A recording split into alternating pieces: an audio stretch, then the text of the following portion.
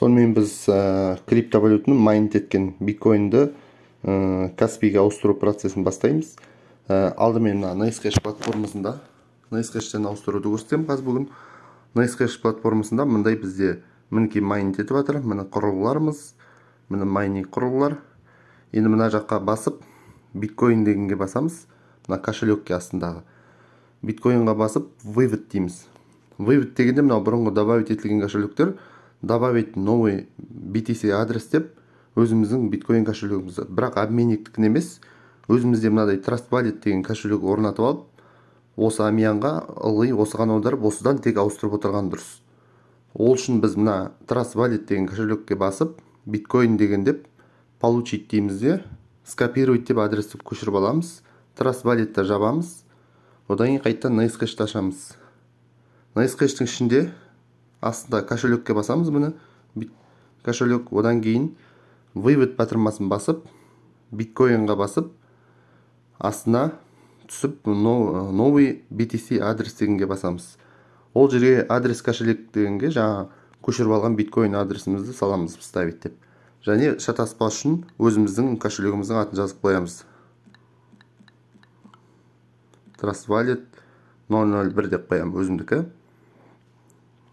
Я понимаю деп басамыз, адрестің дұрыс екеніне көш еткіземіз, көшірсек ол дұрыс болады. Добавить адрес деп басамыз, одан кейін код подтверждение сұрайды, ол мынаған келеді, Google аутентификатор. Google аутентификаторды ашып, код подтверждение жазамыз, 78665. 78665. Қандай код шықты, соны жазамыз. Одан кейін мына поштамызға келеді код. Mail.ru болса Mail.ru'ский, Gmail болса Gmail, айырмасы жоқ. Поштаға келген код жазамыз. Электронный поштамды ашамын, менде Gmailға келеді мысалы. Мына кодты көшіріп алу керек, былай еткізіп, басып тап тұрып. Копировать дейміз, белгілеп. Ашып, введите код дегенге басып тап тұрып, ставить деп код саламыз. Подтвердить батырмасын басамыз. Мінекей енді Trust Wallet 001 деп салынды. Енді NiceHash'қа қайттан кіреміз. Астында кошелек дегенге басып, вывод деп, биткоинға басып, және жаңағы добавить еткен кошелегімізді таңдаймыз. Trust Wallet 001. Максимум деп бәрін аударып жіберемін мен. Предпросмотр деймін. Одан кейін я понимаю, транзакция является необратимой дегенге галочканы қойып, вывод батырмасын басамын. Вы вывели дейді, бірден түспейді. Одан кейін мына кошелекке бассақ, кіргеннен кейін астына мінекей предстоящее ожидание, вывод средства. Мінекей ожидание деп тұрады, күтеміз. Негізі 5-10 минуттан бастап 1 суткіге дейін алу мүмкін уақыт. Мына биткоинға басып, міне доступный баланс енді 0 деп тұр үстінде. В ожидании ордерах 46 деп тұр. 46, яғни 003. Аударылып болын күтеміз. Аударылып болғаннан кейін бізге мына Trust Wallet кошелекке түседі. Мына жақтағы Trust Wallet'ке. Өзіміздің Trust Wallet'імізді добавить еттік, осында түседі. Trust Wallet ашамыз. Мына жерде ввод деп, перевод деп осылай келіп тұрады.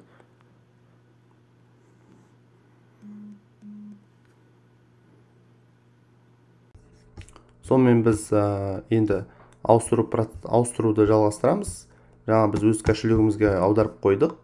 Енді біз аламыз да оны өзімізге тиімді обменникке барып ауыстырамыз. Біз браузер Google Chrome'ды ашамыз. Бұлай еткізіп үлкен экран аламын. Google Chrome'ды ашып, bestchange.ru дегенге кіреміз. bestchange.ru bestchange.ru-ға кіреміз. Оның ішінде біз отдаете, мына жақта не беретіндерің сол жақ бағанда, ал мына жақтарда получаете дегенге не алатындарың. Мысалы біз береміз биткоин, енді получаем деген оң жақ бағанда Каспий банк. Каспийге аламыз. Альфа банк, мінекей Home, Халық банк, мінекей Каспий банк. Енді мына жерде бізге биткоинді алып, биткоин берсек, Каспийге ауыстыратын обменниктер тізімі шығады. мына жақта отзывтары, мынау отзыв қанша екен, мынау резервте қанша теңге бар, қанша аламыз және минимальный қанша қабылдайды. Бір биткоинді 11 миллион 479 мыңға ауыстырады. Мына жаққа басып биткоиннің курсын қарасақ болады. BTC то КЗТ деп биткоинді теңгеге 11 миллион 672 мың. Әрине өздеріңіз сәл комиссиясы бар дегендей. Міне E-Exchange кейбіреулерінің условиясы болады. Мына жерде мынау қанша теңгеге дейін, бір биткоинді қанша теңгеден қабылдап атқаны, мына жерде минимальный қанша 0.08, біздің минимальный 0.03, мынау келмейді бізге. Мынау мінекей WM қазақстанский екен, нарықта 4 жыл, және мына жақтағы мына леп белгілеріне апарсаңыздар, мына жақтағыларға, мына жерде ол обменник жөнінде тексерістен өткен дейді. Мінекей қанша жылдан берге жатыр, резервте қаншасы бар, басқасын көрсетеді. Мынау литвалық обменник, бір жылдай бар нарықта, отзывы жаман емес, мінекей көрсетіп тұр. Осылай таңдайсыздар. Биткоинді Каспиге деп ең бастысы таңдап аласыздар. Мына оң жақ бағанда не бересіздер, сол жақ бағанда, то есть не бересіздер, оң жақ бағанда получатель не аласыздар. Мен биткоин берем деп бастым, Каспи банкке аламын деп бастым, және получаюда. Енді таңдауды бастаймыз. Обменник. Сіздер, мен жалпы принцип көрсетіп отырмын. Сіздерде әртүрлі, мына видеоны түсіріп отқан сәтте осылар выгодно болып тұр. Сіздер алып отқан кезде басқаша болуы мүмкін. Әр кезде әртүрлі. Мына жаққа бассақ, данный пункт, обменный пункт работает в ручном или полуавтоматическом режиме деген сөз. Бұл яғни ручной аударады деген сөз. Мына жаққа барсақ, фиксирует курс, не фиксирует курс дейді. Сол моменттегі курсты фиксирует етпейді. Мыналардың қосымша условиялары бар. Сторонний арқылы жұмыс жасайды дейді, яғни сыртқы немен. Верификация, мыналар құжат сұрайды дейді. Мынау қазақстандық не? Құжат, бәрін сұрайды, мына Bit2Cash деген. Бізге әзірше выгодный мынау болып тұрған сияқты 0.03 деп тұр, мінекей. Минимальный бізде сондай бар, содан бастап қабылдайды. Ручной режим дейді, ол ештеңе етпейді. Және мінекей қазақстанский 1200 отзывы бар. Осыны таңдаймыз. Басамыз осыған. Басқаннан кейін сол обменниктің парақшасына өтеміз. Мінекей кейбіреулер тіркеуді талап етеді, кейбіреулер талап етпейді. Мұнда талап етпейді деп көрсеткендей болды біреуде. Енді суммамызды жазамыз. Бізде қанша бар Trustwallet'те қараймыз. Дәл сондай жазбаңыздар, сәл алып қалатын комиссия, осында ескеріңіздер. Мысалы мен Trustwallet'імді кірдім, отправить басамын. Максимальный деген кезде, мына жерге вставить деген кезде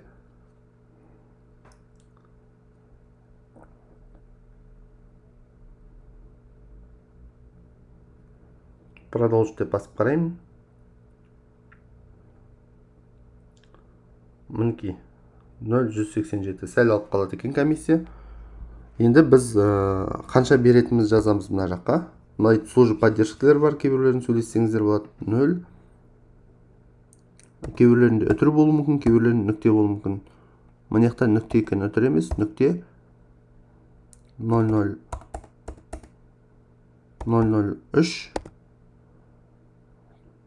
393.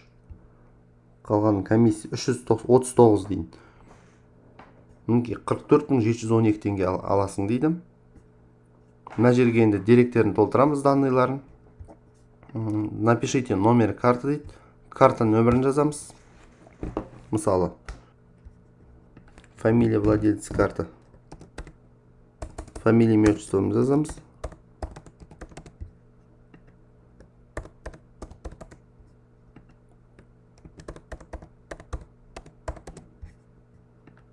Мына жерге және электронды поштамызды жазамыз, әрине өзіміздікін. Статусын қарап отыру үшін. Мен копировать етіп вставить ете саламын, сіздер қолмен жазсаңыздар да болады. Және телефон жазамыз. Анау болған жағдайда бізбен байланысқа шығу үшін.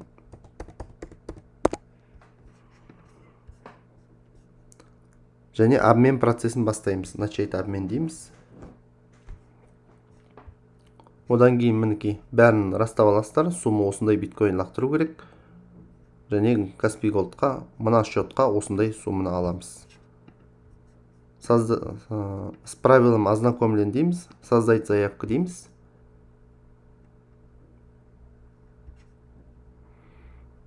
Одан кейін я оплатилді баспай тұра тұрыңыздар. міндетті түрде аударып алыңыздар, содан кейін барып басасыздар. Мынаны мұқият оқып алыңыздар. Данное направление работает в ручном режиме от 5 до 60 минут дейді. Нажмите кнопку «Я оплатил» дейді, 24 сағат ішінде. Енді біз биткоин адресті аламыз. Мына жердегі биткоин адресін тауып алайық. Қай жерде екен? Ожидает оплаты клиента дейді.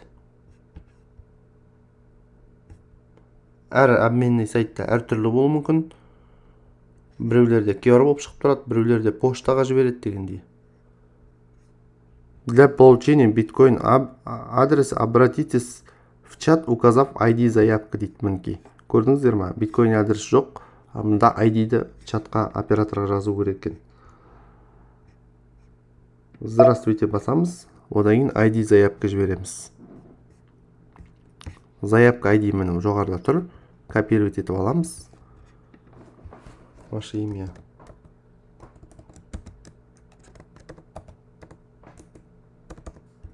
Отправить батырмасын басам. Және ID заявканы жіберемін. Қазір олар бізге биткоин адрес жібереді. Сол адреске аударып жібереміз.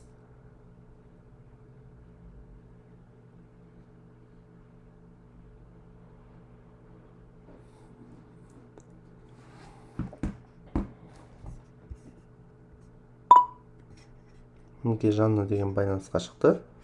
Заявканы көреді қазір мына біздің. Және бізге биткоин адрес береді. Мінекей бізге биткоин адресті жіберді. Оны көшіріп аламыз, копировать етіп.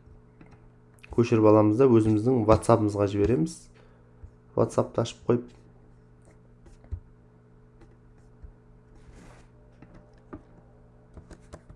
Мен өзіме жіберіп қоямын. Ыңғайлы болу үшін. Мінекей, өзіме жібердім. Енді ары қарай телефоннан қазір аударамыз.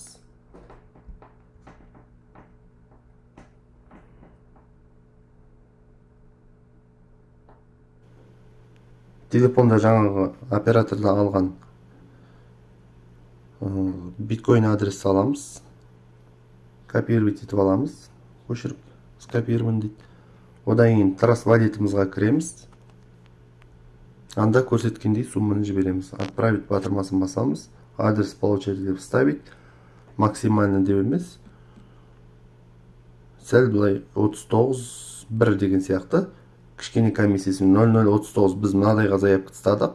Сәл биткізіп қосамыз үстіне. Өйткені комиссия номерларын есептеп. Одан кейін 39.2 деп көрейік. Невозможно отправить из-за ошибка пыли деп тұрса, онда біз кішкене округлять етеміз. 0.39 деп құр өзін қалдырып көреміз. Мінекей сонда кетейін деп тұр ровно. Және отправить батырмасын, подтвердить батырмасын басып, пин кодымызды тереміз.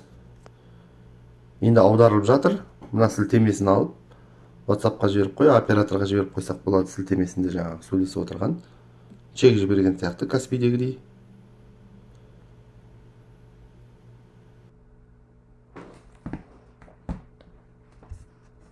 Мына жақта кіреміз. Бізге келіп тұрған адресті алып, копировать деп, операторға жібереміз.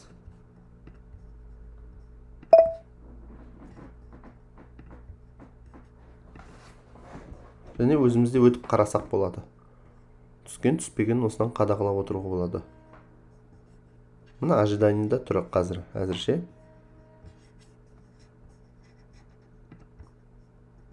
Мына жерде тіл русскийға қойып қоюға болады.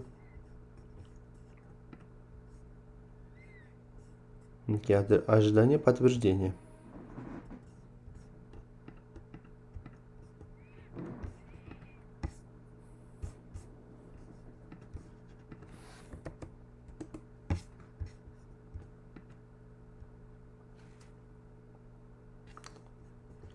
Осыдан кейін Каспийге сообщение келмеуі мүмкін. Каспийімізді ашып қараймыз. Бұлар бірден жіберген жөнінде айтады. Байланысуларыңызға болады. Бұлардың телефон нөмірі отырады. Бүйткен обменниктер, кәдімгі біз сияқты обменниктер бұлар. Мінекей телефон нөмірлері тұр. хабарлассаңыздар болады, заявканың нөмірін айтып, және поштада келіп тұрады көшірмесі заявканың. Осылай жұмыс жасайсыздар, осылай аударасыздар. Және Каспийде сообщение келмей тұруы мүмкін, Каспийді ашып қолмен тексеріп қойып отыру, жай ғана пополнение болып тұруы мүмкін. Перевод из другого счета, из другого банка, сондай болып келіп тұруы мүмкін. Назарларыңызға рахмет, сау саламатты болыңыздар.